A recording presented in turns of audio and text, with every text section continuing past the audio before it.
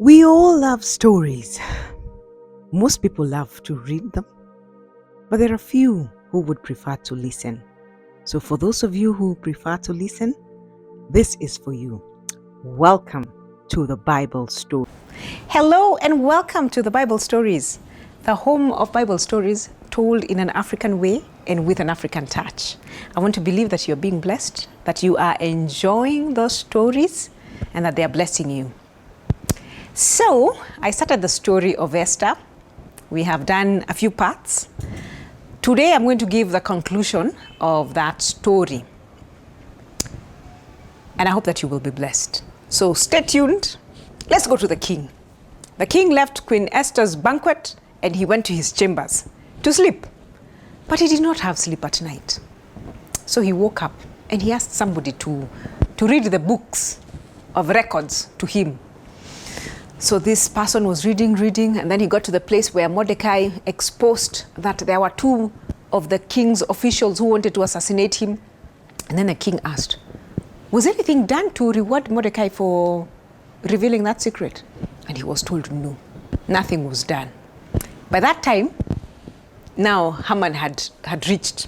So he asked, who is out there? And he was told it is Haman. Okay, bring him in. So Haman comes in. And before he even says what he wants, the king asks him, what shall be done to the man the king wishes to honor? And Haman thinks, who else does the king wish to honor apart from me? I mean, I'm the only one who's invited to the banquets, yada yada. So he said, what can be done to the man the king wishes to honor is put a robe that you have won, put it on this guy.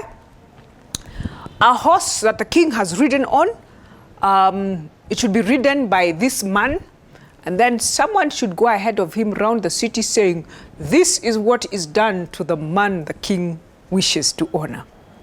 Oh, the king thought that was a good idea. And he said, that which you have said, go and do it to Mordecai. What? If you are Haman, what would you do? So anyway, Haman had nothing to do. Quickly, a horse that the king had ridden on was brought. A robe that he had worn, a purple robe, was brought. Mordecai was dressed. I'm imagining Mordecai was seated at the gate, thinking it's going to be a day like usual, or thinking about what is going to happen to the Jews. And then this happens. He's told, the king wishes to honor you.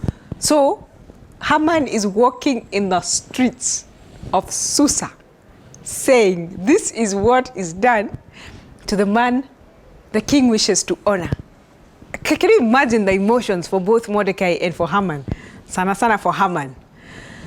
Anyway, he goes around the city, and then he comes back, he goes home, he goes and tells his friends, oh my God, you won't believe what happened to me. And they're thinking, where? Ati who? Mordecai.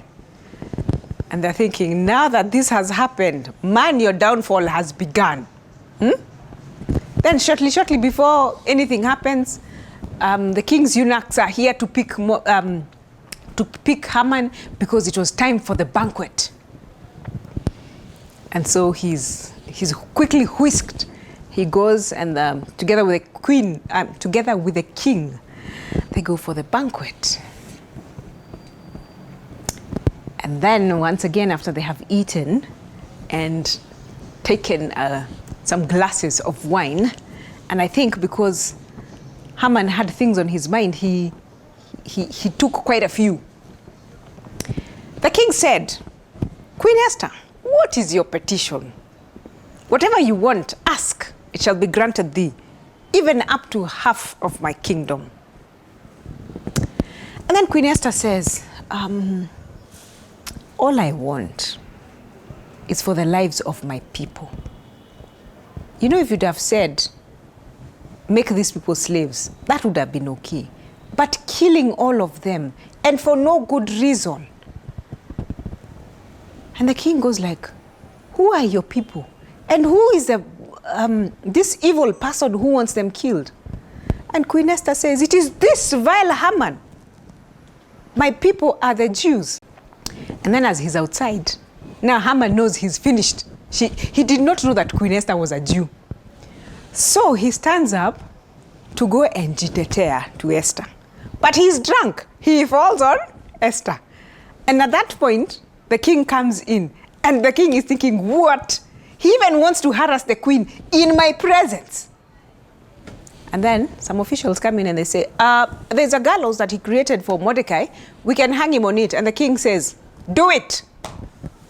And so Haman is hung on the gallows that he had prepared for Mordecai. Now, there's another matter at hand. Remember I told you that when an edict is done, it is sealed and it cannot be repealed. So now the king is wondering, what happens? The day is nearing. Remember it was, by the time Haman and his friends were casting lots, it was the first month. This was supposed to happen in the 12th month. Now there have been many months and it is almost time for this edict to take effect. So the king says, now the edict was already done. What can be done? And then they came up with an idea. Write another edict that the Jews in these provinces can protect themselves. And so and a signature ring was given to Haman. And Haman and Esther, they wrote another edict and they signed it. And quickly men were sent to every province that it was written in every man's language, every province's language, that the Jews were now allowed to protect themselves. You don't just wait to be killed, but you protect yourself. So the day came, and so there was celebration all over the place. And the day came when they're supposed to be killed. But the Jews protected themselves.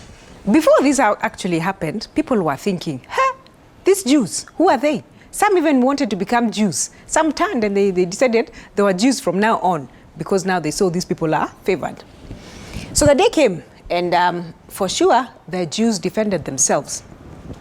So in the citadel of Susa, the Jews killed 500 men. And the 10 sons of Haman, they were also killed. And then in the evening, the king was telling Esther, the queen, the Jews really defended themselves. They have killed 500 men and the 10 sons of Haman. What is your petition, Esther? It shall be granted you. And Esther says, I want another day for the Jews to kill those people who've been harassing them. And it was given them in the province of Susa. So another day, when other Jews were celebrating in other provinces, in citadel of Susa, they killed again people.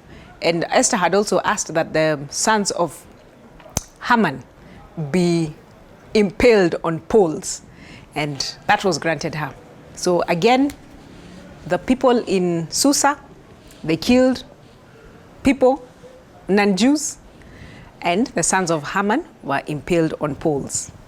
And then the following day, they had a party. And so it was agreed since that time that every 14th of the 12th month is a feast of Purim, because casting lots was called the Pur. Okay, I'm not sure about the pronunciation, but it was like the Pur, the Par. It is P-U-R. So now this became the feast of Purim. And they have celebrated that feast since that day. They always remember that day that the edict was turned and things were in their favor. And that, brothers and sisters, brings us to the end of Queen Esther's story. I hope you have enjoyed it, and I hope that you are blessed by it. And I hope that you have learned some lessons from God. Until next time,